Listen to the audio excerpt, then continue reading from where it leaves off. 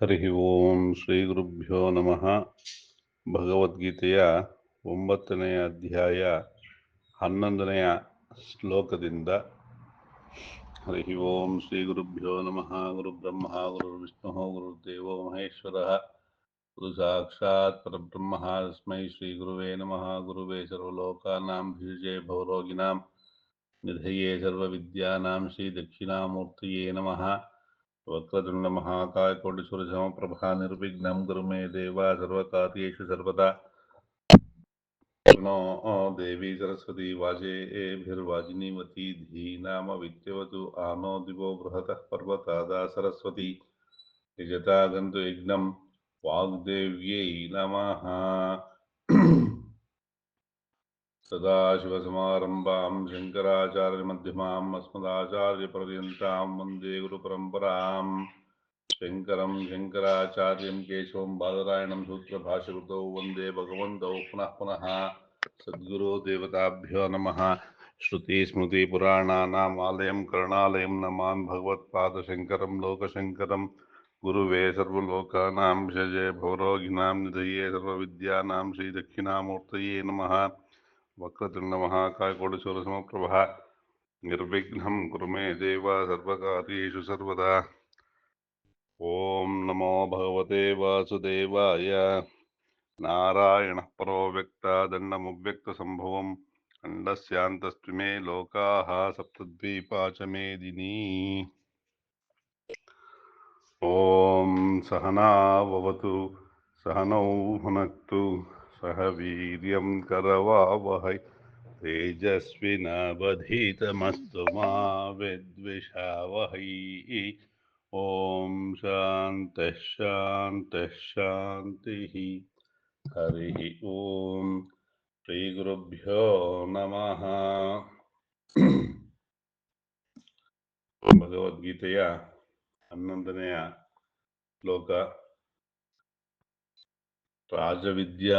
ರಾಜಗುಹ್ಯ ಯೋಗದಲ್ಲಿ ಭಗವಂತ ನಮಗೆ ಏನನ್ನ ಅನುಗ್ರಹ ಮಾಡ್ತಾ ಇದ್ದಾನೆ, ನಾವು ಯಾವುದನ್ನ ಆಚರಣೆ ಮಾಡೋದ್ರಿಂದ ಮಾತ್ರ ನಮಗೆ ಶಾಶ್ವತವಾದಂತಹ ಸುಖ ಸಿಗತ್ತೆ, ಮತ್ತು ನಾವು ಯಾವುದನ್ನ ಪಡ್ಕೊಳ್ಳೋದಕ್ಕೆ ಸತತವಾದಂತಹ ಒಂದು ಪ್ರಯತ್ನವನ್ನ ಮಾಡಬೇಕು ಅನ್ನೋದನ್ನ ಇಲ್ಲಿ ವಿಸ್ತಾರವಾಗಿ ನಮಗೆ ಅನುಗ್ರಹವನ್ನ ಮಾಡ್ತಾ ಇದ್ದಾನೆ.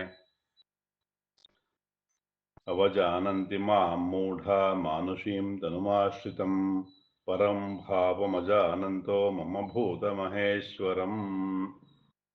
ಅವಜಾನಂತಿ ಮಾಂ ಮೂಢಾ ಮಾನುಷೀಂ ತನುಂ ಆಶ್ರಿತಂ ಪರಂ ಭಾವಂ ಅಜಾನಂತೋ ಮಮ ಭೂತ ಮಹೇಶ್ವರಂ. ಅವಜಾನಂತಿ, ನನ್ನನ್ನು ಸರಿಯಾಗಿ ತಿಳಿದುಕೊಳ್ಳದೆ ಇರತಕ್ಕಂತಹ ಮೂಢರಾಗಿರ್ತಕ್ಕಂತಹ ಮನುಷ್ಯರು ಏನು ಮಾಡಿದ್ದಾರೆ, ತನುವನ್ನ ಅಂದರೆ ಈ ದೇಹ ಭಾವವನ್ನ ಆಶ್ರಯಿಸ್ಕೊಂಡಿದ್ದಾರೆ. ಪರಂಭಾವಂ ಅಜಾನಂತ, ನನ್ನ ಪರಭಾವವನ್ನು ಅಂದರೆ ಪ್ರಕೃಷ್ಟವಾದಂತಹ ವಿಶಾಲವಾದಂತಹ ಮತ್ತು ಆದಿ ಅಂತ್ಯಗಳು ಇಲ್ಲದೆ ಇರತಕ್ಕಂತಹ ನನ್ನ ಭಾವ ಅಥವಾ ಉತ್ತಮವಾದಂತಹ ಮಹೇಶ್ವರ ಶಕ್ತಿಯನ್ನ ತಿಳಿದುಕೊಂಡಿಲ್ಲ. ಅಂಥವರು ಏನು ಮಾಡ್ತಾರೆ, ನನ್ನನ್ನ ತಿರಸ್ಕರಿಸ್ತಾರೆ ಅಂಥೇಳಿ ಶ್ರೀಕೃಷ್ಣ ಇಲ್ಲಿ ಈ ಶ್ಲೋಕದ ಮೂಲಕ ನಮಗೆ ಅನುಗ್ರಹವನ್ನ ಮಾಡ್ತಾ ಇದ್ದಾನೆ. ಏನು ಅಂತಂದ್ರೆ, ನಾವೆಲ್ಲ ಸಾಮಾನ್ಯವಾಗಿ ಈ ದೇಹವೇ ನಾನು ಅಂತ ಅನ್ಕೊಂಡ್ಬಿಟ್ಟಿರ್ತೀವಿ, ಮತ್ತು ಈ ಏನಾದ್ರು ಒಂದು ಕೆಲಸವನ್ನ ಮಾಡಿದ್ರು ಕೂಡ ಅದು ಆ ದೈವದ ಅನುಗ್ರಹದಿಂದ ಈ ಒಂದು ಕಾರ್ಯವನ್ನು ಮಾಡಿದ್ದೀನಿ, ನಾನು ನಿಮಿತ್ತ ಮಾತ್ರ ಅಂತಕ್ಕಂತಹ ಮನೋಭಾವನೆ ಸಾಮಾನ್ಯವಾಗಿ ಮನುಷ್ಯನಿಗೆ ಬರೋದೇ ಇಲ್ಲ. ಈ ದೇಹವೇ ನಾನು, ಈ ದೇಹದಿಂದ ಕೆಲಸ ಮಾಡೀನಿ, ಹಾಗಾಗಿ ನಾನು ಅಂತಕ್ಕಂಥದ್ದೇ ಹೆಚ್ಚಾಗಿ ಬರುತ್ತೆ ಹೊರತು ಆ ದೈವದ ಅನುಗ್ರಹ ಇಲ್ಲ ಅಂತಂದ್ರೆ ನಾವು ಏನೂ ಮಾಡೋದಕ್ಕೆ ಸಾಧ್ಯ ಇಲ್ಲ ಅಂತಕ್ಕಂಥ ಮನೋಭಾವನೆ ಬರೋದು ತುಂಬಾ ಕಷ್ಟ, ಅಪರೂಪ. ಹಾಗಾಗಿ ಇಲ್ಲಿ ಈ ಶ್ಲೋಕದಲ್ಲಿ ಏನ್ ಹೇಳ್ತಾ ಇದ್ದಾನೆ ಅಂತಂದ್ರೆ, ನಾವು ಈ ದೇಹವನ್ನ ಆಶ್ರಯಿಸ್ಕೊಂಡಿರ್ತೀವಿ. ಹಾಗಾಗಿ ಆ ಪರಮಾತ್ಮನಲ್ಲಿ ಶರಣಾಗತಿಯನ್ನ ಹೊಂದುತ್ತಾ ಇಲ್ಲ. ಮತ್ತು ಅವನ ಆಕಾಶಕಲ್ಪ ಅಂದ್ರೆ ಆಕಾಶ ಅಂತಕ್ಕಂಥದ್ದು ಬಹಳ ವಿಶಾಲವಾಗಿ ಎಲ್ಲ ಕಡೆನೂ ಹರಡಿಕೊಂಡಿದೆ ಅಲ್ವಾ. ಆ ಒಂದು ರೀತಿಯಲ್ಲಿ ಆ ಕೃಷ್ಣನ ಅಥವಾ ಆ ಒಂದು ನಿರಾಕಾರ ಬ್ರಹ್ಮದ ಶಕ್ತಿ ಅಂತಕ್ಕಂಥದ್ದು ಅಪರಿಮಿತವಾಗಿರ್ತಕ್ಕಂಥದ್ದು ಅಂತಕ್ಕಂಥದ್ದು ನಾವು ತಿಳ್ಕೊಂಡಿಲ್ಲ. ಹಾಗಾಗಿ ನಮಗೆ ಈ ದುಃಖಗಳು ಉಂಟಾಗ್ತಾ ಇದೆ. ಮುಂದೆ ಏನ್ ಹೇಳ್ತಾನೆ, ತತಶ್ಚ ತಸ್ಯ ಮಮ ಅವಜ್ಞಾ ಭಾವನೇನ ಆಹತಾಸ್ತೆ ವರಾಕಾಹ ಕೃತಂ. ಇಲ್ಲಿ ನಮಗೆ ವಿಚಾರ ಸರಿಯಾಗಿ ಗೊತ್ತಿಲ್ಲ ಅಂತಂದ್ರೆ ಆ ಕೆಲಸವನ್ನ ನಾವು ಸರಿಯಾಗಿ ಮಾಡೋದಕ್ಕೆ ಆಗೋದಿಲ್ಲ. ಏನೋ ಕೆಲಸ ಮಾಡೋಕ್ಕೋ ಇನ್ನೇನೋ ಮಾಡ್ತೀವಿ ಅಲ್ವಾ. ಗಣೇಶನ್ ಮಾಡು ಅಂದ್ರೆ ಅವ್ರ ಅಪ್ಪನ್ ಮಾಡ್ತಾರೆ ಅಂತ ಹೇಳ್ತಾರಲ್ಲ, ಹಾಗೆ ಗಣೇಶನ್ ಮಾಡೋದಂದ್ರೆ ಕಷ್ಟ. ಒಂದು ಲಿಂಗಾಕಾರ ಮಾಡೋದು ಅಂದ್ರೆ ಸುಲಭ. ಗಣೇಶನ್ ಮಾಡೋದ್ರೆ ಅವ್ರ ಅಪ್ಪನ್ ಮಾಡೋದು ಅಂತಂದ್ರೆ ಆ ಅರ್ಥದಲ್ಲಿ ಗಣೇಶನ್ ಮಾಡ್ಬೇಕಂದ್ರೆ ಕಣ್ಣು, ಕಿವಿ, ಸೊಂಡ್ಲು, ಹೊಟ್ಟೆ, ಕೈ, ಕಾಲು ಎಲ್ಲ ಅಂಗಾಂಗಗಳನ್ನ ಸರಿಯಾದ ರೀತಿಯಲ್ಲಿ ಮಾಡಬೇಕು. ಒಂದು ಲಿಂಗಾಕಾರ ಮಾಡಬೇಕು ಅಂದ್ರೆ ಅದು ಸುಲಭ. ಹಾಗೆ ನಮಗೆ ಜ್ಞಾನ ಇಲ್ಲ ಅಂತಂದಾಗ ಏನೋ ಮಾಡಕ್ ಹೋಗಿ ಏನೋ ಮಾಡ್ಬಿಡ್ತೀವಿ ಅನ್ನೋ ಅರ್ಥದಲ್ಲಿ ಇಲ್ಲಿ ಹೇಳ್ತಾ ಇದ್ದಾನೆ. ಮೋಘಾಶ ಮೋಘ ಕರ್ಮಾಣೋ ಮೋಘ ಜ್ಞಾನ ವಿಚೇತಸಃ ರಾಕ್ಷಸೀಂ ಮಾಸುರೀಂ ಚೈವ ಪ್ರಕೃತಿಂ ಮೋಹಿನೀಂ ಶಿತಾಃ. ಮೋಘಾಶ ಮೋಘಕರ್ಮಣೋ ಮೋಘಜ್ಞಾನ ವಿಚೇತಸಃ ರಾಕ್ಷಸೀಂ ಆಸುರೀಂ ಚೈವ ಪ್ರಕೃತಿಂ ಮೋಹಿನೀಂ ಶ್ರಿತಾಃ. ಇಲ್ಲಿ ಮೋಘಶಾಹ ಅಂದ್ರೆ ವೃಥ ಆಶೆಯನ್ನ ಇಟ್ಕೊಂಡು ಅಥವಾ ವೃಥ ಆಸೆಗಳನ್ನ ಪಡ್ತಾ ಇರ್ತಕ್ಕಂಥದ್ದು.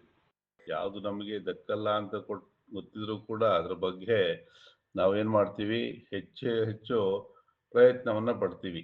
ಅಂದ್ರೆ ಎಲ್ಲದಕ್ಕೂ ಕೂಡ ಒಂದು ಅರ್ಹತೆ ಯೋಗ್ಯತೆ ಅಂತಕ್ಕಂಥದ್ದು ಇರಬೇಕು.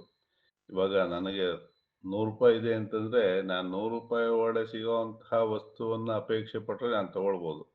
ಅದಿರೋದೇ 100 ರೂಪಾಯಿ, 1000 ರೂಪಾಯಿ ವಸ್ತು ನಾನು ಅಪೇಕ್ಷೆ ಪಟ್ರೆ ಅದು ಪಡ್ಕೊಳ್ಳೋದಕ್ಕೆ ಸಾಧ್ಯ ಇಲ್ಲ. ಹಾಗೆ ಮೋಘಕರ್ಮಣೋ, ಈ ಅಗ್ನಿಹೋತ್ರಾದಿ ಕರ್ಮಗಳಿದಲ್ಲ ಅದನ್ನ ಮಾಡೋದ್ರಿಂದ ಏನಾಗತ್ತೆ, ಭಗವತ್ ಪರಿಭಾವ. ಈ ಕರ್ಮವನ್ನ ಮಾಡೋದ್ರಿಂದ ಭಗವಂತನ ಅಸಡ್ಡೆ ಮಾಡಿ ಅವರು ಕರ್ಮಗಳನ್ನ ಮಾಡೋದ್ರಿಂದ ಯಾವುದೇ ಒಂದು ಫಲ ಕೂಡ ಅವ್ರಿಗೆ ಸಿಗೋದಿಲ್ಲ. ಏಕೆ ಅಂತಂದ್ರೆ ಅಲ್ಲಿ ನಮಗೆ ನಿಷ್ಠೆ ಇಲ್ಲ. ನಿಷ್ಠೆಯಿಂದ ಮಾಡಬೇಕು. ಅಲ್ಲಿ ಭಗವಂತ ನಮ್ಮಿಂದ ಪಡ್ಕೊಳ್ತಕ್ಕಂಥದ್ದು ಏನೂ ಇಲ್ಲ. ನೀವೊಂದು ಗಣಪತಿ ಹೋಮ ಮಾಡ್ತೀರಾ, ಇನ್ನೊಂದು ಹೋಮ ಮಾಡ್ತೀರಾ, ಮತ್ತೊಂದು ಮಾಡ್ತೀರಾ, ಅಥವಾ ಯಾವುದೇ ಒಂದು ಕರ್ಮವನ್ನು ಮಾಡಿದ್ರು ಕೂಡ ಅವನಿಗೆ ನಾವು ಕೊಡುವಂಥದ್ದೇನೂ ಇಲ್ಲ. ಯಾಕೆಂದ್ರೆ ಎಲ್ಲ ಪ್ರಕೃತಿಯಿಂದ ಬಂದಿರತಕ್ಕಂಥದ್ದು. ನಮ್ಮ ಕರ್ಮಾನುಸಾರವಾಗಿ ಆ ಒಂದು ಕರ್ಮವನ್ನ, ಆ ಕರ್ಮ ಅಂತಂದ್ರೆ ಪೂಜಾದಿ ಯಜ್ಞಾದಿಗಳು ಕಾರ್ಯಗಳನ್ನ ಮಾಡಿದ್ರೆ, ಸ್ವಾಮಿ ನೀನು ನನಗೆ ಕೊಟ್ಟಿರೋದನ್ನ ನಾನು ಸ್ವಲ್ಪ ಭಾಗ ನಿನಗೆ ಅರ್ಪಿಸ್ತೀನಿ, ಕೃತಜ್ಞತಾ ಭಾವ.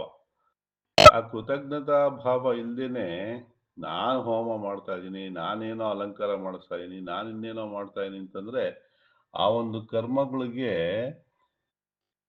ಏನು ಅಂತಂದ್ರೆ ಫಲ ಅನ್ನೋದು ಸಿಕ್ಕೋದಿಲ್ಲ. ಯಾವಾಗ ನಾವು ಶರಣಾಗತಿಯಿಂದ ಸಮರ್ಪಣಾ ಮನೋಭಾವದಿಂದ ಮಾಡ್ತೀವೋ ಅವಾಗ ಅದಕ್ಕೆ ಫಲ ಸಿಗತ್ತೆ ಹೊರತು ನೀವು ಅಸಡ್ಡೆಯಿಂದ ಮಾಡ್ತಕ್ಕಂತಹ ಒಂದು ಕರ್ಮಕ್ಕೆ ಫಲ ಇಲ್ಲ ಅಂತ ಹೇಳಿ ಹೇಳ್ತಾ ಇದ್ದಾನೆ. ಮೋಘಜ್ಞಾನ ವಿಚೇತಸಃ, ಇಲ್ಲಿ ನಿಷ್ಫಲವಾದ ಜ್ಞಾನ. ನಿಷ್ಫಲ ಜ್ಞಾನ ಅಂತಂದ್ರೆ ನಮಗೆ ವಿವೇಕ ಅಂತಕ್ಕಂಥದ್ದು ಇಲ್ಲದೇನೆ ಯಾವುದೇ ಒಂದು ಕೆಲಸ ಮಾಡಿದ್ರು ಕೂಡ ಅದೇನಾಗುತ್ತೆ, ಸರಿಯಾದ ಜ್ಞಾನ ಇಟ್ಕೊಂಡು ಅಂದ್ರೆ ಆ ವಿಚಾರ ಏನು ಕೆಲಸ ಮಾಡ್ತಿದ್ದೀವೋ ಆ ಕೆಲಸದ ಬಗ್ಗೆ ಸರಿಯಾದ ಜ್ಞಾನವನ್ನು ಇಟ್ಕೊಂಡು ಶ್ರದ್ಧೆಯಿಂದ ಕೆಲಸ ಮಾಡಿದಾಗ ಮಾತ್ರ ಅದು ಸಫಲ ಆಗತ್ತೆ. ಇಲ್ಲದೇ ಇದ್ರೆ ಏನಾಗುತ್ತೆ, ಅದೆಲ್ಲವೂ ವಿಫಲವೇ ಆಗದು ಅಲ್ವಾ. ಮತ್ತೆ ಮುಂದೆ ಹೇಳ್ತಾನೆ, ರಾಕ್ಷಸೀಂ ಆಸುರೀಂ ಚೈವ ಪ್ರಕೃತಿಂ ಮೋಹಿನೀಂ ಶ್ರಿತಾಹ. ರಾಕ್ಷಸ ಪ್ರವೃತ್ತಿಯನ್ನ ಹೊಂದ್ಕೊಂಡು, ಅಂದ್ರೆ ಆಸುರಿ ಮನೋಭಾವದಿಂದ, ಆಸುರಿ ಮನೋಭಾವ ಅಂತಂದ್ರೆ ಅತ್ಯಂತವಾದಂಥ ಮೋಹವನ್ನ ಇಟ್ಕೊಂಡು ಯಾರು ಈ ದೇಹವೇ ಆತ್ಮ ಅಂತ ತಿಳ್ಕೊಂಡು ಕೆಲಸವನ್ನ ಮಾಡ್ತಾರೋ, ಪ್ರಕೃತಿ ಮೋಹಿನೀಂ ಶ್ರಿತಾಹ. ಪ್ರಕೃತಿ ಅಂತಂದ್ರೆ ಈ ಪಂಚಭೂತಾತ್ಮಗಳು ಅಥವಾ ಪಂಚಭೂತಗಳಿಂದ ಆಗಿರ್ತಕ್ಕಂಥ ಈ ದೇಹವೇ ನಾನು ಅಂತ ತಿಳ್ಕೊಂಡು ಯಾರು ಆತ್ಮಜ್ಞಾನವು ಇಲ್ಲದೇನೆ ಕೆಲಸವನ್ನ ಮಾಡ್ತಾರೋ, ಮತ್ತು ಈ ಆಸುರಿ ಸ್ವಭಾವ ಅಂದ್ರೇನೋ, ಅವ್ರದ್ದು ಬರೀ ಕಡಿ ಹೊಡಿ ತಿನ್ನು ಕುಡಿ ಬರೀ ಈ ಥರದ್ದೇ ಅಲ್ವಾ ಅವ್ರದ್ದು. ರಾಕ್ಷಸ ಮನೋವೃತ್ತಿ ಅಂತಂದ್ರೆ ಅದೇನೆ, ಬೇರೆಯವ್ರಿಗೆ ತೊಂದರೆಯನ್ನು ಕೊಡೋದು, ಅದನ್ನ ಹೊಡೆದು ಬಡ್ದು ತಾನು ಆ ಒಂದು ಲೌಕಿಕ ಅಥವಾ ಕ್ಷಣಿಕ ಸುಖವನ್ನ ಪಡ್ತಕ್ಕಂಥದ್ದು ಇಂತಹ ಜನಗಳು ಅಂತ ಹೇಳಿ ಹೇಳ್ತಾ ಇದ್ದಾನೆ. ಈ ಥರ ಮಾಡೋದ್ರಿಂದ ಮುಂದೆ ಏನಾಗತ್ತೆ ಅಂತ ಹೇಳಿ ಮುಂದಿನ ಶ್ಲೋಕದಲ್ಲಿ ಶ್ರೀಕೃಷ್ಣ ನಮಗೆ ಅನುಗ್ರಹವನ್ನ ಮಾಡ್ತಾ ಇದ್ದಾನೆ. ಮಹಾತ್ಮಾನಸ್ತು ಮಾಂ ಪಾರ್ಥ ದೈವೀಂ ಪ್ರಕೃತಿಮಾಶ್ರಿತಾಃ ಭಜಂತ್ಯನನ್ಯ ಮನಸೋ ಜ್ಞಾತ್ವಾ ಭೂತಾದಿಮವ್ಯಯಂ.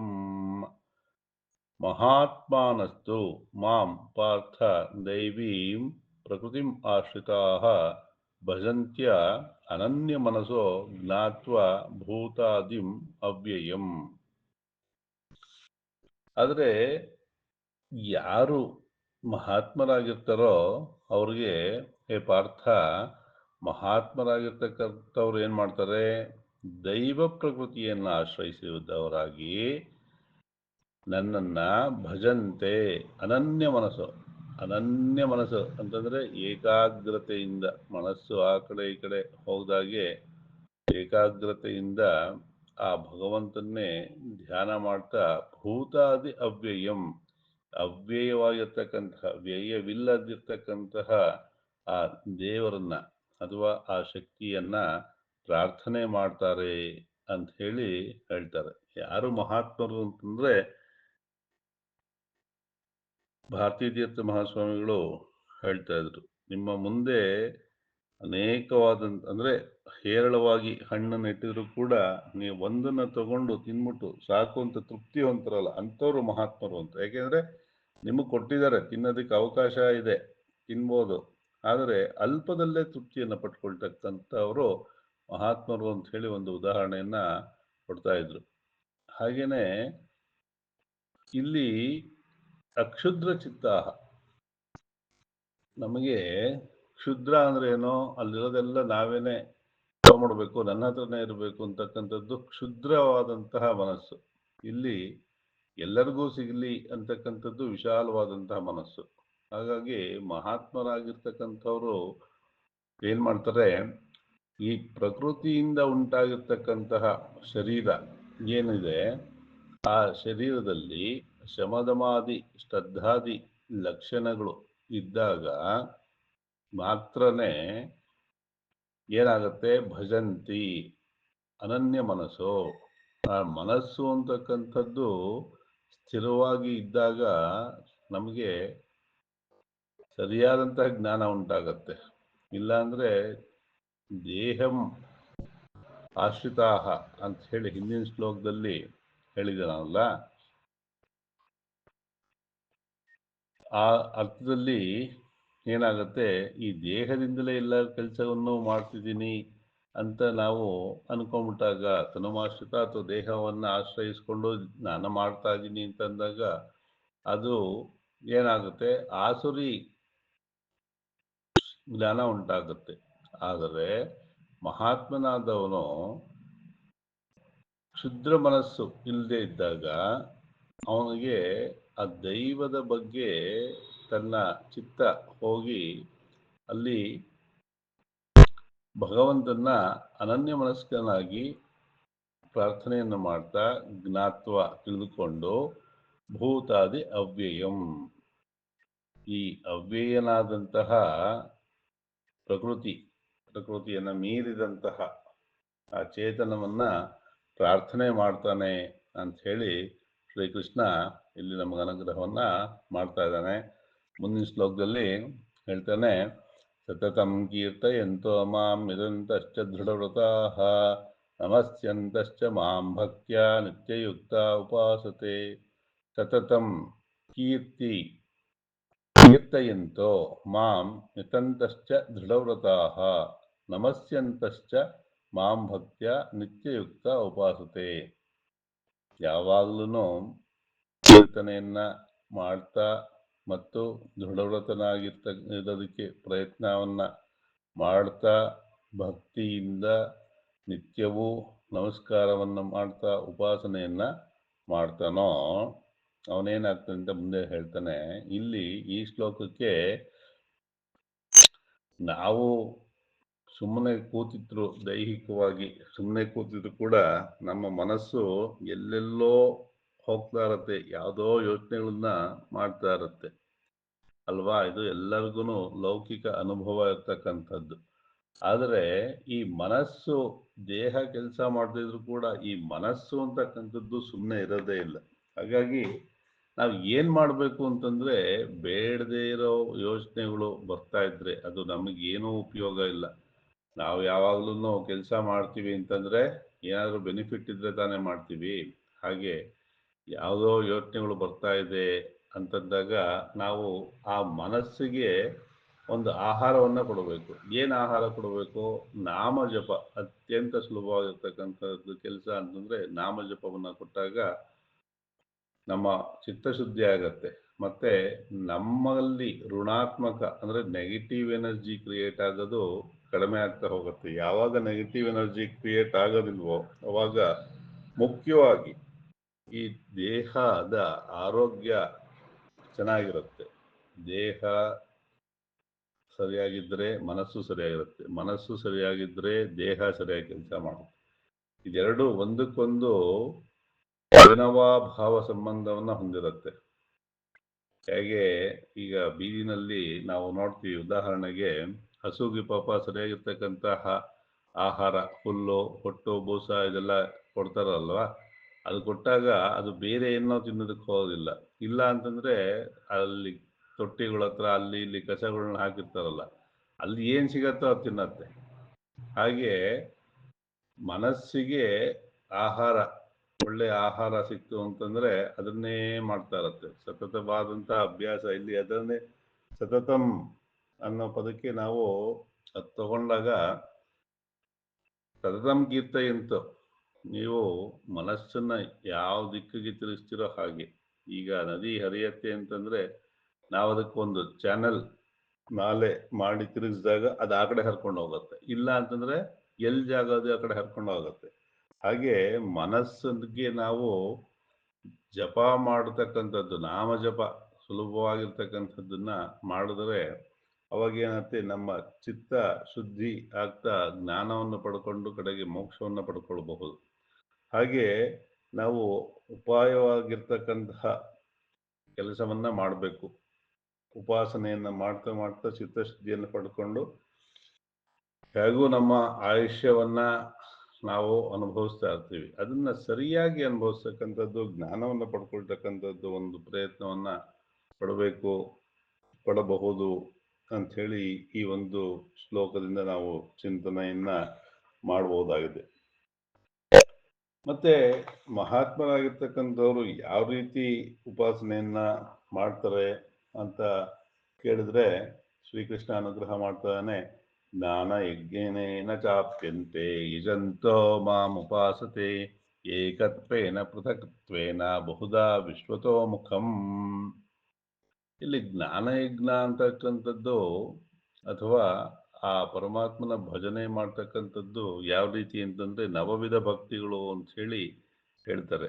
ಇಲ್ಲಿ ಹೇಳ್ತಾ ಇದ್ದಾನೆ ಕೃಷ್ಣ ನಮಗೆ, ಕೆಲವರು ಜ್ಞಾನಯಜ್ಞದಿಂದಲೂ ಮತ್ತೆ ಕೆಲವರು ಉಪಾಸನೆಯಿಂದ ಮಾಡ್ತಾರೆ ಮತ್ತು ಏಕತ್ವದಿಂದ ಮಾಡ್ತಾರೆ. ಕೆಲವರು ಬೇರೆ ಬೇರೆ ರೀತಿಯಿಂದ ಪೃಥಕತ್ವದಿಂದ, ಪೃಥಕ್ ಅಂತಂದ್ರೆ ಬೇರೆ ಬೇರೆ ಬೇರೆ ರೀತಿಯಾಗಿ ನವವಿಧ ಭಕ್ತಿಗಳಿದೆಯಲ್ಲ ಆ ರೀತಿಯಿಂದನೂ ಮಾಡ್ತಾರೆ. ಮತ್ತು ವಿಶ್ವತೋಮುಖಂ, ವಿಶ್ವತೋಮುಖನಾಗಿದ್ದಾನೆ ಅಂತ ಹೇಳಿ ಕೂಡ ಉಪಾಸನೆಯನ್ನ ಮಾಡ್ತಾರೆ.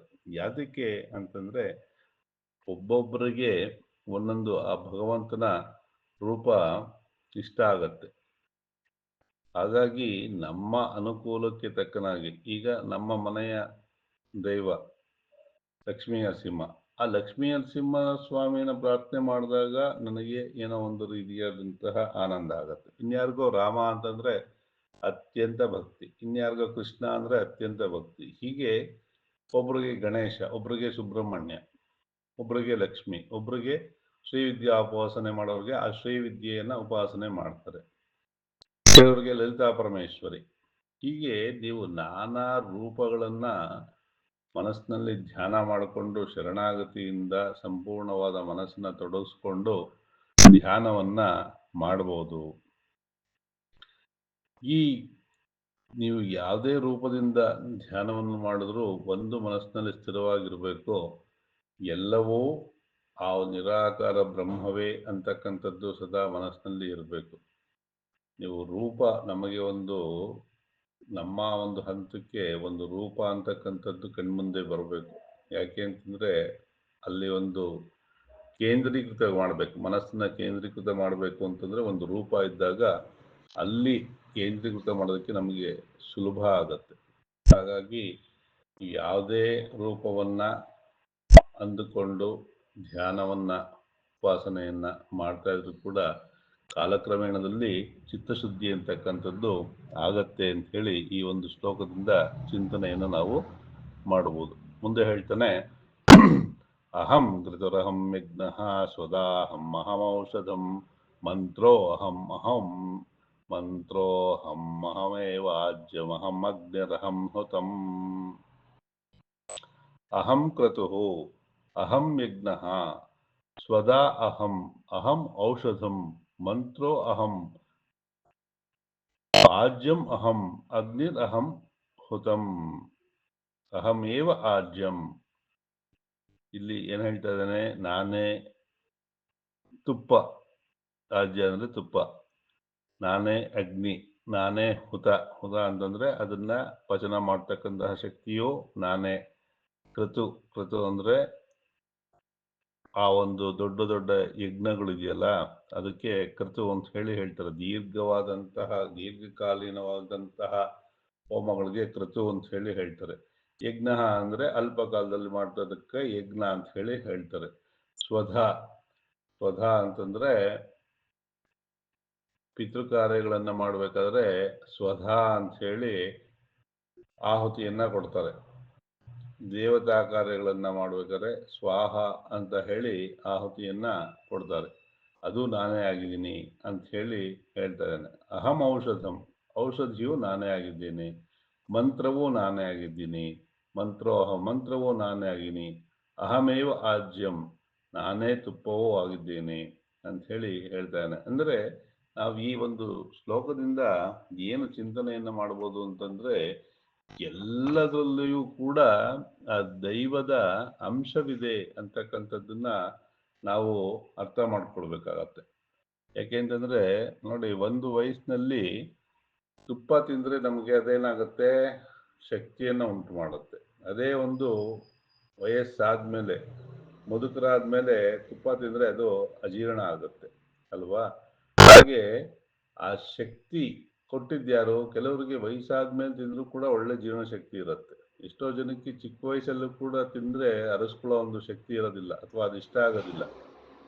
ಯಾಕೆ ಅಂದ್ರೆ ಇದಕ್ಕೆ ಒಂದು ಉದಾಹರಣೆ ಹೇಳ್ಬೇಕು ಅಂದ್ರೆ, ಕೊಟ್ಟು ಹುಟ್ಟಿದ್ದಾರೆ ಅಂತ ಹೇಳ್ತಾರಲ್ಲ ಹಾಗೆ. ಯಾರು ಪೂರ್ವ ಪುಣ್ಯವನ್ನ ಮಾಡಿರ್ತಾರೋ ಅವ್ರಿಗೆ ಸುಖವನ್ನ ಅನುಭವಿಸೋದಕ್ಕೆ ಸಾಧ್ಯ ಆಗತ್ತೆ. ಇಲ್ಲ ಅಂದ್ರೆ ಎಷ್ಟೇ ದುಡ್ಡಿದ್ರು ಕೂಡ ಹಣ ಇದ್ರೂ ಋಣ ಇದ್ದಷ್ಟೇ ಅಂತ ಹೇಳಿ ಒಂದು ಮಾತು ಹೇಳ್ತಾರೆ. ಹಾಗಾಗಿ ನಾವು ಇಲ್ಲಿ ಶುಭ ಕಾರ್ಯವನ್ನು ಮಾಡಿದಾಗ ಮಾತ್ರ ಅದನ್ನು ಅನುಭವಿಸೋದಕ್ಕೆ ಕೂಡ ಸಾಧ್ಯ ಆಗತ್ತೆ.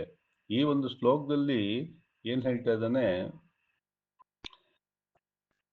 ನಾನೇ ಆಜ್ಯವಾಗಿದ್ದೀನಿ, ನಾನೇ ಯಜ್ಞವೂ ಆಗಿದ್ದೀನಿ.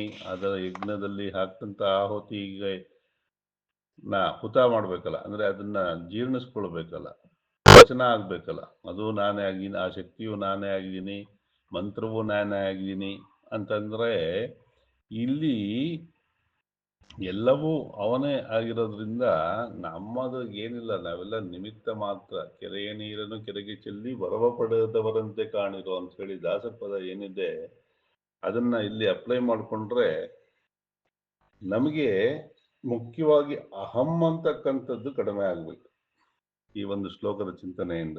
ಯಾತಕ್ಕೆ ಅಂತಂದ್ರೆ ಇಲ್ಲಿ ನಾವು ನಿಮಿತ್ತವಾಗಿ ಏನಾದರೂ ಒಂದು ಕೆಲಸವನ್ನ ಮಾಡಬಹುದೇ ಹೊರತು ಅವ ನಾನೇ ಈ ದೇಹದಿಂದ ನಾನೇ ಮಾಡಿದೆ ಅನ್ಕೊಳ್ಳೋದು ಬಹಳಷ್ಟು ತಪ್ಪಾಗತ್ತೆ.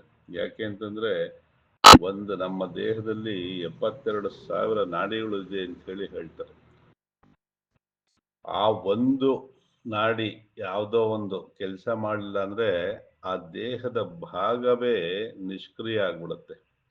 ಹಾಗಾಗಿ ನಮ್ಮದೇನಿದ್ರು ನಿಮಿತ್ತ, ಟೂಲ್ ತರ, ಒಂದು ಉಪಕರಣದ ತರ ಟೂಲ್ ಅಲ್ಲಿ ಬಿದ್ದಿರತ್ತೆ ಅಲ್ವಾ, ಅದನ್ನ ನಮಗೆ ಗೊತ್ತಿರಬೇಕು ಯಾವುದಕ್ಕೆ ಯಾವ ಟೂಲ್ ಉಪಯೋಗಿಸ್ಬೇಕು ಅಂತ ಹೇಳಿ. ಅದನ್ನ ಯಾವ ಟೂಲ್ ಅಂತಂದು ಗೊತ್ತಿರಬೇಕು, ಅದನ್ನ ಹೇಗೆ ಉಪಯೋಗಿಸ್ಬೇಕು ಅನ್ನೋದು ಗೊತ್ತಿರಬೇಕು. ಇದು ಜ್ಞಾನ. ಹಾಗೆ ಈ ದೇಹ ಅಂತಕ್ಕಂಥದ್ದು ಬರೀ ಒಂದು ಟೂಲ್ ಇದ್ದಾಗೆ, ಉಪಕರಣ ಇದ್ದಾಗೆ. ಅದನ್ನ ಯಾವಾಗ ಎಲ್ಲಿ ಹೇಗೆ ಉಪಯೋಗಿಸ್ಬೇಕು ಅಂತಹ ಜ್ಞಾನ ಉಂಟಾಗ್ಬೇಕು. ಅದನ್ನ ಕೊಡೋದು ಯಾರು? ಆ ಪರಮಾತ್ಮ. ಆ ಪರಮಾತ್ಮ ಹೇಗೆ ಕೊಡ್ತಾನೆ ಅಂತಂದ್ರೆ ನೀನು ಮಾಡಿರ್ತಕ್ಕಂತಹ ಕರ್ಮದ ಫಲವಾಗಿ ನಿನಗೆ ಜ್ಞಾನವನ್ನ ಕೊಡ್ತಾನೆ. ಹಾಗಾಗಿ ಅದನ್ನು ನಾವು ಸರಿಯಾಗಿ ಅರ್ಥ ಮಾಡ್ಕೊಳ್ಬೇಕಾಗತ್ತೆ. ಮುಂದೆ ಶ್ಲೋಕದಲ್ಲಿ ಹೇಳ್ತಾನೆ, ಪಿತಾಹಮಸ್ಯ ಜಗತೋ ಮಾತಾ ಧಾತಾ ಪಿತಾಮಹಃ ವೇದ್ಯಂ ಪವಿತ್ರಂ ಓಂಕಾರ ರುಕ್ಸಾಮಯುರೇವ ಚ. ಪಿತಾ ಅಹಂ ಅಸ್ಯ ಜಗತೋ ಮಾತಾ ಧಾತಾ ಪಿತಾಮಹಃ ವೇದ್ಯಂ ಪವಿತ್ರಂ ಓಂಕಾರ ಋಕ್ ಸಾಮ ಯಜುರ್ ಏವ ಚ ಅಂತ ಹೇಳಿ ಹೇಳ್ತಾರೆ. ಪಿತಾ ಅಹಂ ಅಸ್ಯ ಜಗತ್ತು, ಈ ಜಗತ್ತಿಗೆ ತಂದೆ ನಾನೇ, ಮಾತಾ ತಾಯಿಯೂ ನಾನೇ, ಧಾತ ಕೊಡ್ತಕ್ಕಂಥವನು ನಾನೇ, ಪಿತಾಮಹ ತಾತನೂ ನಾನೇ, ವೇದ್ಯಂ ಜ್ಞಾನವೂ ನಾನೇ, ಪವಿತ್ರವಾಗಿರ್ತಕ್ಕಂತಹ ಓಂಕಾರವೂ ನಾನೇ, ಋಗ್ವೇದವೂ ನಾನೇ, ಸಾಮವೇದವೂ ನಾನೇ, ಯಜುರ್ವೇದವೂ ನಾನೇ ಅಂತ ಹೇಳಿ ಇಲ್ಲಿ ಪರಮಾತ್ಮ ನಮಗೆ ಜ್ಞಾನವನ್ನ ಬೋಧನೆ ಮಾಡ್ತಾ ಇದ್ದಾನೆ. ಪಿತಾ ಅಹಂ ಅಸ್ತು ಜಗತ್ತು, ಯಾತಕ್ಕೆ ಈ ಜಗತ್ತನ್ನ ಸೃಷ್ಟಿಯನ್ನ ಮಾಡೋದ್ರಿಂದ ಅವನು ಈ ಜಗತ್ತಿಗೆ ತಂದೆಯಾಗಿದ್ದಾನೆ, ಮತ್ತು ಪಾಲನೆಯನ್ನ ಮಾಡೋದ್ರಿಂದ ಅವನು ತಾಯಿಯೂ ಅವನೇ ಆಗಿದ್ದಾನೆ. ತಂದೆ ದುಡ್ಡು ತಂದು ಹಾಕಿದ್ರು ಕೂಡ ಅದನ್ನ ನಮಗೆ ಅನ್ನ ಆಹಾರಾದಿಗಳನ್ನ ಒದಗಿಸೋಳು ತಾಯಿ. ಹಾಗಾಗಿ ತಾಯಿಯೂ ನಾನೇ ಆಗಿದ್ದೀನಿ ಅಂತ ಹೇಳಿದ. ಧಾತ ಕೊಡೋನು ನಾನೇ, ಅಂದ್ರೆ ಆ ಮಳೆ ಸುರಿಸ್ಬೇಕಾದ್ರೆ ಅವನ ಒಂದು ಅನುಗ್ರಹದಿಂದನೇ ಆಗ್ಬೇಕು, ಬೆಳೆ ಆಗ್ಬೇಕಾದ್ರೂ ಅವನ ಅನುಗ್ರಹ ಇರಬೇಕು. ಹಾಗಾಗಿ ಅವನು ಧಾತನೂ ಆಗಿದ್ದಾನೆ, ಮಾತನೂ ಅವನೇ ಆಗಿದ್ದಾನೆ. ಪಿತಾಮಹ ತಂದೆ ನಮಗೆ ಸೃಷ್ಟಿ ಕಾರ್ಯವನ್ನು ಮಾಡೋದು ಯಾರು ಅಂತಂದಾಗೆ ಚತುರ್ಮುಖ ಬ್ರಹ್ಮ ಅಂತ ಹೇಳಿ ಹೇಳ್ತೀವಿ ಅಲ್ವಾ. ಅವರಪ್ಪ ನಾನು ಅಂತ ಹೇಳ್ತಾ ಇದ್ದಾನೆ. ಅಂದ್ರೆ ಆ ನಿರಾಕಾರವಾದಂತಹ ಬ್ರಹ್ಮವು ನಾನೇ, ಆ ನಿರಾಕಾರ ಬ್ರಹ್ಮನಿಂದ ಈ ಚತುರ್ಮುಖ ಸೃಷ್ಟಿಯಾಗಿದ್ದಾನೆ. ಹಾಗಾಗಿ ಅಜ್ಜ ನಾನೇ, ಅವನಿಂದ ನಾವೆಲ್ಲ ಈ ಜೀವ ಜಂತುಗಳೆಲ್ಲವೂ ಸೃಷ್ಟಿಯಾಗಿದೆ. ಹಾಗಾಗಿ ತಾತನೂ ನಾನೇ ಅಂತ ಹೇಳಿ ಹೇಳ್ತಾ ಇದ್ದಾನೆ. ವೇದ್ಯಂ ಅಂತಂದ್ರೆ ಎಲ್ಲ ಜ್ಞಾನವೂ ಅವನೇ, ಅವನ ಅನುಗ್ರಹದಿಂದಲೇ ನಮಗೆ ಯಾವ್ದಾದ್ರು ಜ್ಞಾನ ಉಂಟಾಗ್ತಾ ಇದೆ ಅಂದ್ರೆ ಅಂತ ಹೇಳಿ ತಿಳ್ಕೊಳ್ಬೇಕು. ಪವಿತ್ರವಾಗಿರ್ತಕ್ಕಂತಹ ಓಂಕಾರವು ನಾನೇ ಆಗಿದ್ದೀನಿ ಅಂತ ಹೇಳಿ ಹೇಳ್ತಾ ಇದ್ದಾನೆ. ಯಾಕೆಂದ್ರೆ ಯಾವುದೇ ಮಂತ್ರವನ್ನ ಆರಂಭ ಕಾಲದಲ್ಲೂ ಓಂಕಾರ ಹೇಳೇ ಮುಂದಿನ ಮಂತ್ರಗಳ ಪಠನೆಯನ್ನ ಮಾಡೋದು. ಹಾಗಾಗಿ ಪವಿತ್ರವಾಗಿರ್ತಕ್ಕಂತಹ ಓಂಕಾರ ನಾನೇ ಆಗಿದ್ದೀನಿ ಅಂತ ಹೇಳಿದ್ದಾನೆ. ಋಗ್ವೇದ, ಸಾಮವೇದ, ಯಜುರ್ವೇದ ಎಲ್ಲವೂ ನಾನೇ ಅಂತ ಹೇಳ್ತಾನೆ. ಯಾಕೆ ಮೂರೇ ಹೇಳಿದಾನೆ? ಅಥರ್ವಣ ವೇದ ಆಮೇಲೆ ಬಂದಿದ್ದು ಅಂತ ಹೇಳ್ತಾರೆ. ಮೊದಲೇ 3 ವೇದಗಳು ಹೆಚ್ಚಾಗಿ ಪ್ರಯೋಗದಲ್ಲಿ ಉಪಯೋಗಿಸಿದ್ರೆ 4ನೆಯಾದಂತಹ ಅಥರ್ವಣ ವೇದನ ಹೆಚ್ಚಾಗಿ ಔಷಧಾದಿ ವಿಜ್ಞಾನಕ್ಕೆ ಉಪಯೋಗಿಸ್ತಾರೆ ಅಂತ ಹೇಳಿ ಶಾಸ್ತ್ರ ಹೇಳ್ತಾರೆ. ಹಾಗಾಗಿ ಇದೆಲ್ಲವೂ ನಾನೇ ಆಗಿದ್ದೀನಿ ಅಂತ ಹೇಳಿ ಈ ಒಂದು ಶ್ಲೋಕದಿಂದ ಚಿಂತನೆಯನ್ನ ಮಾಡ್ಬೋದು.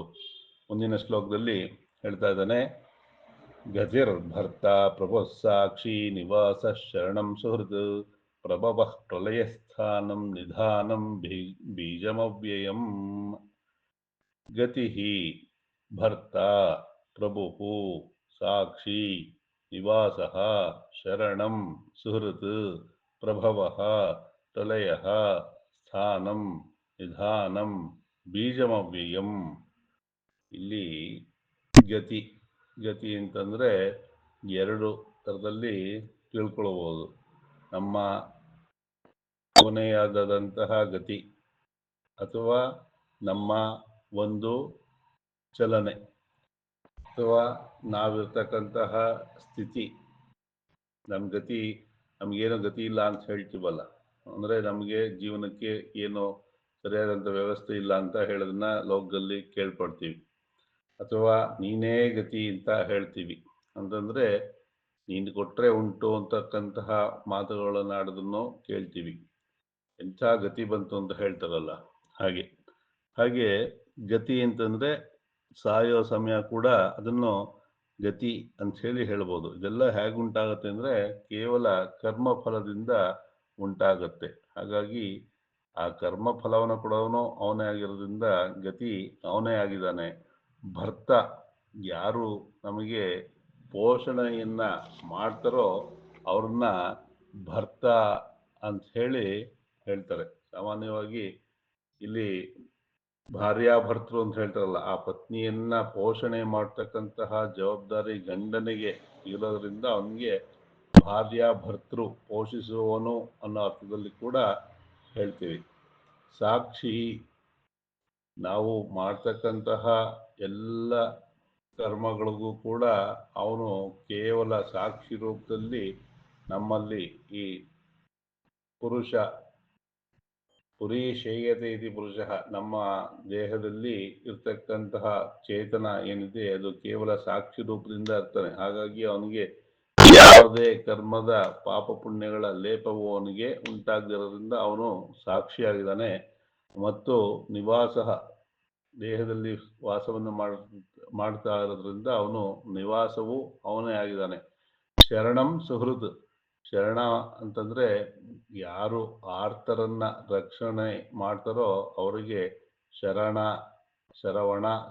ಭವ ಅಂತ ಹೇಳ್ತಾರೆ ಸುಬ್ರಹ್ಮಣ್ಯಗೆ. ಹಾಗೆ ಆರ್ತರನ್ನ ರಕ್ಷಣೆ ಮಾಡ್ತಕ್ಕಂಥವನು ಅವನೇ ಆಗಿರೋದ್ರಿಂದ ಶರಣಂ ಅಂತ ಹೇಳಿ ಹೇಳ್ತಾ ಇದ್ದಾನೆ.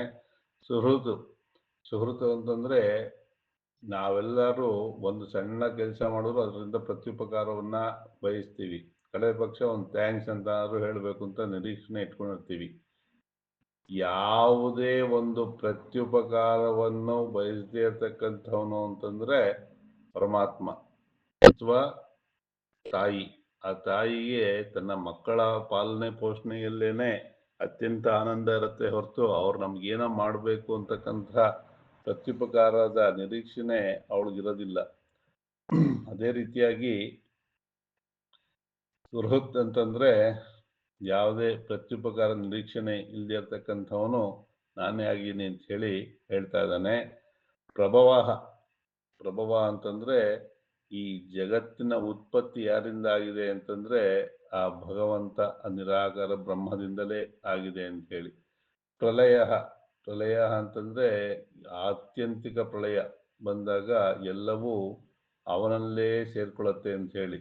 ಈ ದಶಾವತಾರವನ್ನು ನೋಡಿದಾಗ ಅದರಲ್ಲಿ ಒಂದು ಕಡೆ ಉತ್ಪತ್ತಿ, ಒಂದು ಕಡೆ ಲಯ ಆಗ್ತಾ ಇರತ್ತಲ್ಲ, ಅದನ್ನ ನೀವು ಗಮನದಲ್ಲಿ ಹಿಂದೆನೂ ಹೇಳಿದ್ದೆ, ಈಗಲೂ ಹೇಳ್ತೇನೆ, ಯಾಕೆಂದ್ರೆ ಮರ್ತೋಗಿರುತ್ತೆ.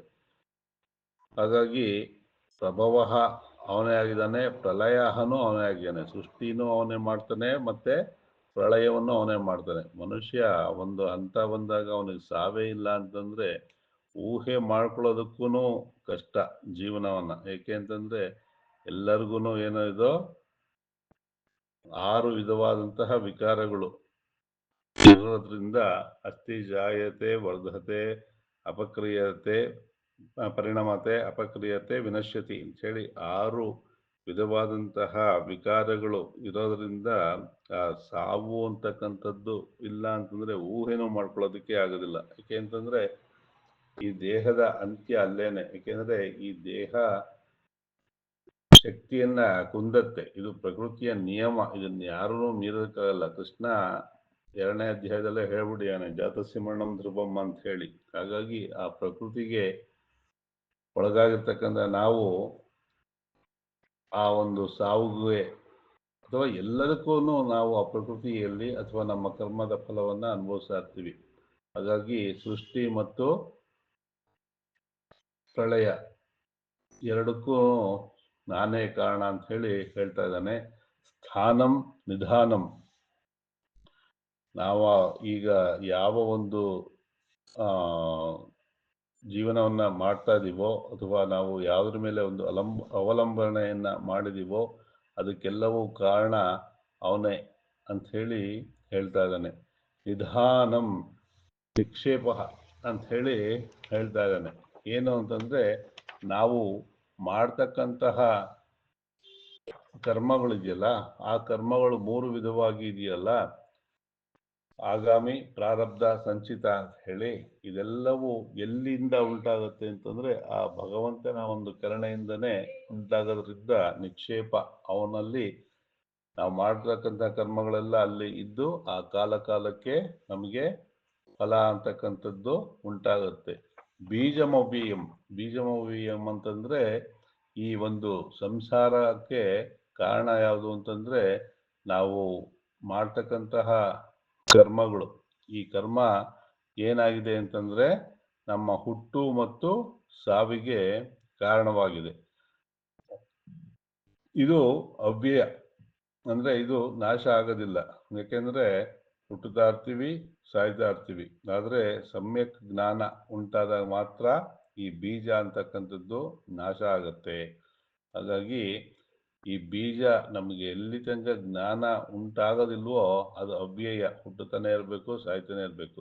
ಶಂಕರ ಭಗವತ್ಪಾದರು ಹೇಳೋ ಥರ ಪುನರಪಿ ಜನನಂ ಪುನರಪಿ ಮರಣಂ ಅಂತ ಉಂಟಾಗ್ತಾ ಇರತ್ತೆ. ಹಾಗಾಗಿ ಮುಂದೆ ಹೇಳ್ತಾನೆ, ತಪಾಮ್ಯಹಮಹಂ ವರ್ಷಂ ನಿಗೃಹ್ಣಾಂ ಸೃಜಾಮಿ ಚ ಅಮೃತಂ ಚೈವ ಮೃತ್ಯುಶ್ಚ ಸದಸಚ್ಚಾಹಮರ್ಜುನ. ಅರ್ಜುನ, ನಾನೇನ್ ಮಾಡ್ತಾ ಇದ್ದೀನಿ? ತಪಸ್ತೀನಿ. ತಪಾಮ್ಯಹಂ, ನಾನು ತಾಪವನ್ನ, ಬಿಸಿಲನ್ನ ಉಂಟು ಮಾಡ್ತೀನಿ. ಮತ್ತು ವರ್ಷಂ, ಮಳೆಯನ್ನು ನಾನೇ ಮಳೆಗರಿಯೋದು ನಾನೇನೆ. ಮಳೆ ಬರೋ ಥರ ಮಾಡೋದು, ಮಳೆಗರಿಯೋದು ಅಂದ್ರೆ ಮಳೆಯನ್ನ ಬರೋ ರೀತಿ ಮಾಡೋದು ನಾನೇ. ನಿಗೃಹ್ಣಾಮಿ, ಅದನ್ನ ಹಿಂದಕ್ಕೆ ಎಳ್ಕೊಳ್ತೀನಿ. ಆ ಶಕ್ತಿನೋ ನನಗಿದೆ. ಉತ್ಸೃಜಾಮಿ, ಉತ್ಸೃಜ ಅಂತಂದ್ರೆ ಬಿಡೋದು ಅಂತ ಹೇಳಿ. ಬಿಡ್ತೀನಿ ಅಂದ್ರೆ ಮಳೆನ ಬರೋ ಥರ ಮಾಡೋದು ನಾನೇ, ಮಳೆ ನಿಂತೋ ಥರ ಮಾಡೋದು ನಾನೇ ಅಂತ ಹೇಳಿ ಹೇಳ್ತಾನೆ. ಅಮೃತಂ ಚೈವ ಮೃತ್ಯುಶ್ಚ, ಅಮೃತವೂ ನಾನೇ, ಮೃತ್ಯುವೂ ನಾನೇ. ಮತ್ತು ಸದ್ ಅಸದ್ ಚ ಅಹಂ ಅಂತ ಹೇಳ್ತಾ ಇದ್ದಾನೆ. ಏನು ಅಂತಂದ್ರೆ ಅಮೃತ ಅಂತಂದ್ರೆ ಸಾವು ಇಲ್ಲದೆ ಇರ್ತಕ್ಕಂಥದ್ದು ಅಮೃತ. ಸಾವು ಇರೋದು ಮೃತ, ಮೃತ್ಯು. ಸಾವು ಯಾವುದಕ್ಕಿದೆಯೋ ಅದಕ್ಕೆ ಮೃತ್ಯು, ಯಾವುದಕ್ಕೆ ಸಾವಿಲ್ವೋ ಅದು ಅಮೃತ. ಇಲ್ಲಿ ಸತ್ ಮತ್ತು ಅಸತ್ ಅಂತಂದ್ರೆ ಏನು ಅಂತಂದ್ರೆ 3 ರೀತಿಯಾಗಿರ್ತಕ್ಕಂತಹ ಸತ್ ಅಂತ ಹೇಳಿ ಶಾಸ್ತ್ರಕಾರರು ಹೇಳ್ತಾರೆ. ಯಾವುದೋ ಸತ್, 3 ರೀತಿಯ ಸತ್ಯ ಅಂತ ಹೇಳಿ ಹೇಳ್ತಾರೆ. ಒಂದು ವ್ಯಾವಹಾರಿಕ ಸತ್ಯ, ಪಾರಮಾರ್ಥಿಕ ಸತ್ಯ, ಪ್ರಾತಿಭಾಸಿಕ ಸತ್ಯ ಅಂತ ಹೇಳಿ. ಯಾವುದು ನಮ್ಮ ವ್ಯವಹಾರದಲ್ಲಿ ಸಂಸಾರಾದಿಗಳು ಕಾಣ್ತಿದೆಯೋ ಅವೆಲ್ಲವೂ ವ್ಯಾವಹಾರಿಕ ಸತ್ಯ. ಪ್ರಾತಿಭಾಸಿಕ ಸತ್ಯ ಅಂದ್ರೆ ಇಲ್ಲದೆ ಇರೋದು ಇರೋ ಥರ ತೋರಿಸ್ಕೊಳ್ಳೋದು. ಅಂದ್ರೆ ಒಂದು ಹಗ್ಗದಲ್ಲಿ ಹಾವಿದೆ ಅಂತ ತೋರಿಸ್ಕೊಳ್ಳೋದು ನಮ್ಮ ಅಜ್ಞಾನದಿಂದ. ಒಂದು ಕಪ್ಪೆ ಚಿಪ್ಪು ಬಿಸಿಲು ಬಿದ್ದಾಗ ದೂರದಿಂದ ನೋಡಿದಾಗ ಬೆಳ್ಳಿ ಬಿದ್ದಿದೆ ಅನ್ನೋದರಲ್ಲಿ ಅದೆಲ್ಲ ಏನೋ ಪ್ರಾತಿಭಾಸಿಕ ಸತ್ಯ. ಮತ್ತು ಪಾರಮಾರ್ಥಿಕ ಸತ್ಯ ಅಂತಕ್ಕಂಥದ್ರೆ 3 ಕಾಲದಲ್ಲೂ ಇರ್ತಕ್ಕಂಥದ್ದು. ಅದು ಆ ಬ್ರಹ್ಮ, ನಿರಾಕಾರ ಬ್ರಹ್ಮ. ಇಲ್ಲಿ ಸತ್ ಅಸತ್ ಅಂತಂದ್ರೆ ಏನಂತಂದ್ರೆ ಕಾರ್ಯಕಾರಣಗಳನ್ನ ನಾವು ಇಟ್ಕೊಳ್ಬೇಕು. ಯಾಕೆಂದ್ರೆ ಸತ್ತು ನಾನೇ ಆಗಿನಿ, ಅಸತ್ತು ನಾನೇ ಆಗಿದ್ದೀನಿ ಅಂತಂದ್ರೆ ಒಂದ್ಸತಿ ಇರ್ತಾನೆ, ಒಂದ್ಸತಿ ಅವ್ನು ಇರೋದಿಲ್ವಾ ಅಂತ ಅಂದ್ಕೊಳ್ಬಾರ್ದು. ಇಲ್ಲಿ ಕಾರ್ಯಕಾರಣ ಭಾವನೆ ಇಟ್ಕೊಳ್ಬೇಕು. ಒಂದು ಮಡಕೆ ಆಗ್ಬೇಕು ಅಂತಂದ್ರೆ ಅದು ಮಣ್ಣಿಂದ ಮಡಕೆ ಆಗಿದೆ. ಆದ್ರೆ ಆ ಮಡಕೆ ಆದ್ಮೇಲೆ ಅದ್ರ ಹಿಂದಿನ ಕಾರ್ಯಗಳು ಏನೋ ಕಂಡು ಬರಲ್ಲ, ಬರೀ ಮಡಕೆ ಮಾತ್ರ ಕಂಡು ಬರುತ್ತೆ. ಒಂದು ಮಡಕೆ ಆಗೋದಕ್ಕೆ ಅಲ್ಲಿ ಕುಂಬಾರ ಬೇಕು, ಚಕ್ರ ಬೇಕು, ದೊಣ್ಣೆ ಬೇಕು, ನೀರು ಬೇಕು, ಇತ್ಯಾದಿಗಳೆಲ್ಲವೂ ಬೇಕು. ಆದರೆ ಮಡಕೆ ಆದಮೇಲೆ ಅವು ಯಾವ ಕಂಡು ಬರೋದಿಲ್ಲ, ನಾವು ಕೇವಲ ಮಡಕೆ ಮಾತ್ರ ಕಂಡು ಬರುತ್ತೆ. ಹಾಗಾಗಿ ಆ ಕಾರ್ಯಕಾರಣ ಭಾವದಿಂದ ಸತ್ ಮತ್ತು ಅಸತ್ ಅಂತಕ್ಕಂಥದ್ದು ನಮಗೆ ಕಂಡು ಬರುತ್ತೆ. ಅದು ಕೂಡ ಅಭಾವನೆ, ಅಥವಾ ಅದು ಕೂಡ ಶಾಶ್ವತ ಅಲ್ಲ. ಆ ಮಡಕೆ ಅನ್ನೋದು ಏನೋ ಪ್ರಾಗಭಾವ, ತದ್ವಂಸಾಭಾವ, ಅನ್ಯೋನ್ಯಾಭಾವ, ಅತ್ಯಂತಾಭಾವ ಅಂತ 4 ಅಭಾವಗಳನ್ನ ಹೇಳಿದ್ದಾರೆ. ಅದನ್ನ ಹೆಚ್ಚಾಗಿ ದೀರ್ಘವಾಗಿ ಹೇಳಕ್ ಹೋಗಲ್ಲ, ಯಾಕೆಂದ್ರೆ ತುಂಬಾ ಟೈಮ್ ತಗೊಳತ್ತೆ. ಮುಂಚೆ ಒಂದ್ಸತಿ ಎಲ್ಲ ಹೇಳಿದ್ದೀನಿ ವಿಚಾರಗಳನ್ನ. ಮುಂದೆ ಹೇಳ್ತಾನೆ, ತ್ರೈವಿದ್ಯಾ ಮಾಂ ಸೋಮಪಾಹ ಭೂತಪಾಪಾಹ ಯಜ್ಞೈರಿಷ್ಟ್ವಾ ಸರ್ಗತಿಂ ಪ್ರಾರ್ಥಯಂತೆ ತೇ ಪುಣ್ಯಮಾಸಾದ್ಯ ಸುರೇಂದ್ರ ಲೋಕ ಅಶ್ನಂತಿ ದಿವ್ಯಾನ್ ದಿವಿ ದೇವ ಭೋಗಾನ್. ಏನ್ ಹೇಳ್ತಾನೆ? ತ್ರೈವಿದ್ಯಾ ಮಾಂ ಸೋಮಪಾಹ ಭೂತಪಾಪಾಹ. 3 ವಿಧವಾದಂತಹ ವಿದ್ಯೆಯನ್ನ ತಿಳ್ಕೊಂಡಿರೋರು, ಗೆಜಸಾಮ ವಿದ್ಯೆಯನ್ನ ತಿಳ್ಕೊಂಡಿರ್ತಕ್ಕಂತಹ ಮಹಾತ್ಮರಾಗಿರೋರು ಅವ್ರೇನ್ ಹೇಳ್ತಾರ, ಅವ್ರೇನ್ ಮಾಡ್ತಾರೆ? ಪಾಪವಿಲ್ಲದೆ ಸೋಮಪರಾಗಿ ಯಜ್ಞಗಳಿಂದ ನನ್ನನ್ನು ಪೂಜಿಸಿ ಸ್ವರ್ಗತಿಯನ್ನ ಪಡ್ಕೊಳ್ತಾರೆ ಅಂತ ಹೇಳಿ ಹೇಳ್ತಾ ಇದ್ದಾನೆ. ಅಂದ್ರೆ ನಾವು ಒಂದು ಕರ್ಮವನ್ನ ಮಾಡಬೇಕು ಅಂತಂದ್ರೆ ನಮಗೆ ಅಲ್ಲಿ ಪುಣ್ಯ ವಿಶೇಷ ಇರಬೇಕು. ಈಗ ಒಂದು ಭಗವದ್ಗೀತೆಯನ್ನ ಕೇಳ್ತಾ ಇದ್ದೀರಾ ಅಂತಂದ್ರೆ ಅದು ಕೂಡ ಪುಣ್ಯ ವಿಶೇಷನೇ. ಯಾಕೆ ಅಂತಂದ್ರೆ ಒಂದು ಹಂತಕ್ಕೆ ನಿಮಗೆ ಜ್ಞಾನ ಬಂದಿರುತ್ತೆ. ಈ ಭಗವದ್ಗೀತೆ ಇತ್ಯಾದಿಗಳನ್ನ ಕೇಳೋದ್ರಿಂದ ಇನ್ನ ಒಂದು ಹಂತಕ್ಕೆ, ಮೇಲ್ಮಟ್ಟಕ್ಕೆ ಹೋಗೋದಕ್ಕೆ ಸಾಧ್ಯ ಆಗತ್ತೆ. ಒಂದು ವಿಚಾರ ನಮ್ಗೆ ಫಸ್ಟ್ ಕಿವಿಗೆ ಬೀಳ್ಬೇಕು. ಆ ಕಿವಿಗೆ ಬಿದ್ಮೇಲೆ ಅದನ್ನ ಸರಿಯಾಗಿ ಅರ್ಥ ಮಾಡ್ಕೊಳ್ಬೇಕು. ಅದನ್ನ ಸರಿಯಾಗಿ ಅರ್ಥ ಮಾಡ್ಕೊಂಡ ಮೇಲೆ ಅನುಷ್ಠಾನ ಮಾಡೋಕ್ಕಾಗತ್ತೆ. ಹಾಗೆ ನಮಗೆ ಒಂದು ಮೆಟ್ಲು ಹತ್ತದ ಮೇಲೆ ಇನ್ನೊಂದು ಮೆಟ್ಲು ಹತ್ತಕ್ಕೆ ಸಿಗತ್ತೆ. ಮೆಟ್ಲೇ ಸಿಕ್ಲಿಲ್ಲ ಅಂತಂದ್ರೆ ಮುಂದೆ ಹೋಗೋದು ಹೇಗೆ ಅಲ್ವಾ? ಯಾವುದೇ ಒಂದಾದ್ರೂ ಒಂದೊಂದು ಹಂತಗಳನ್ನು ದಾಟ್ಕೊಂಡು ಹೋದಾಗ ಮಾತ್ರ ನಾವು ಕಡೆಯ ಒಂದು ಹಂತವನ್ನ ಅಥವಾ ಮೇಲಕ್ಕೆ ಬರೋದಕ್ಕೆ ಸಾಧ್ಯ ಇರತ್ತೆ. ಹಾಗಾಗಿ ಯಾರು ಪಾಪ ರಹಿತರಾಗಿರ್ತಾರೋ ಅವರು ಸೋಮಪಾಹ, ಸೋಮಲತೆಯನ್ನ ಹಿಂಡಿ ಯಜ್ಞವನ್ನ ಮಾಡಬೇಕು ಅಂತ ಹೇಳ್ತಾರೆ.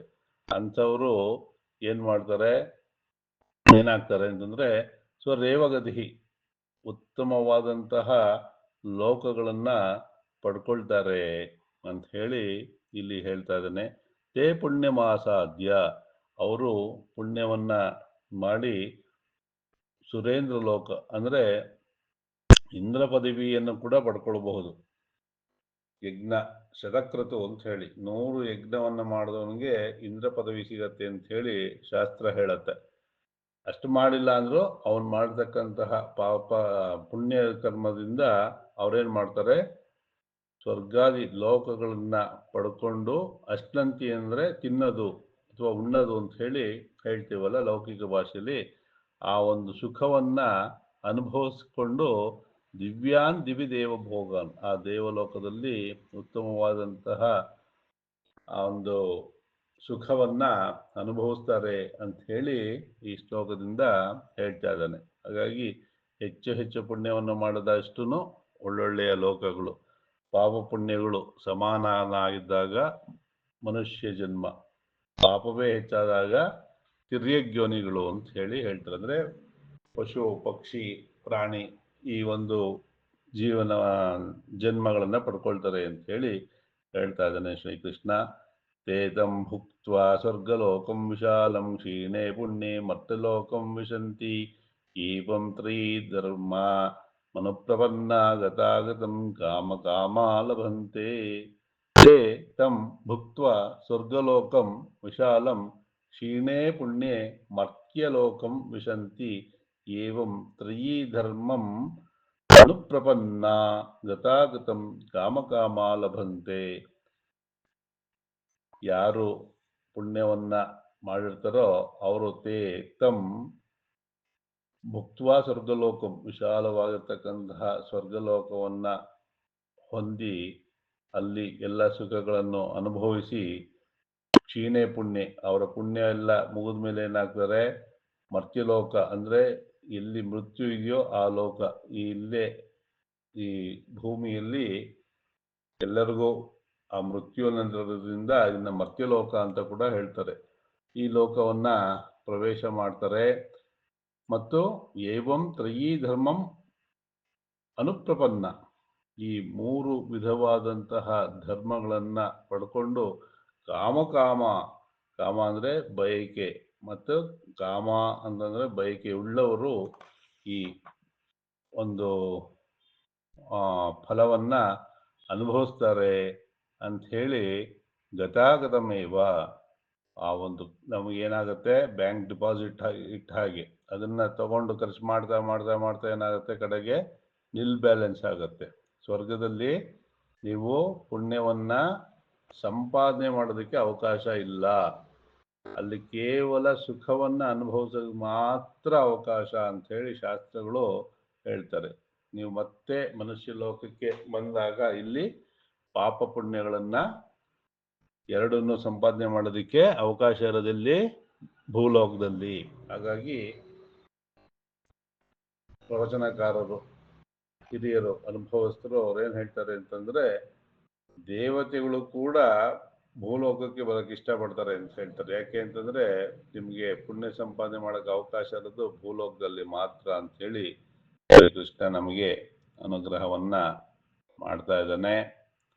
ಇದಕ್ಕೆ ಒಂದು ಚಿಕ್ಕ ಕಥೆಯನ್ನ ಹೇಳೋದ್ರ ಮೂಲಕ ನಿಮಗೆ ಇನ್ನೂ ಹೆಚ್ಚು ಸ್ಪಷ್ಟವನ್ನ ಮಾಡೋ ಒಂದು ಪ್ರಯತ್ನವನ್ನ ಮಾಡ್ತಾ ಇದ್ದೀನಿ.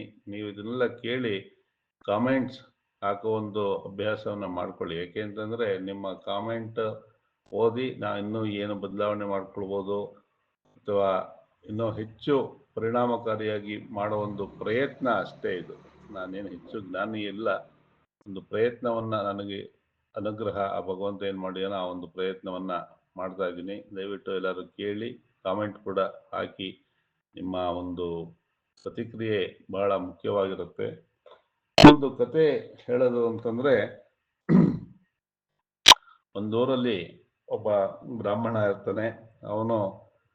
ಅವನ ಕರ್ಮವನ್ನ ಅಂದ್ರೆ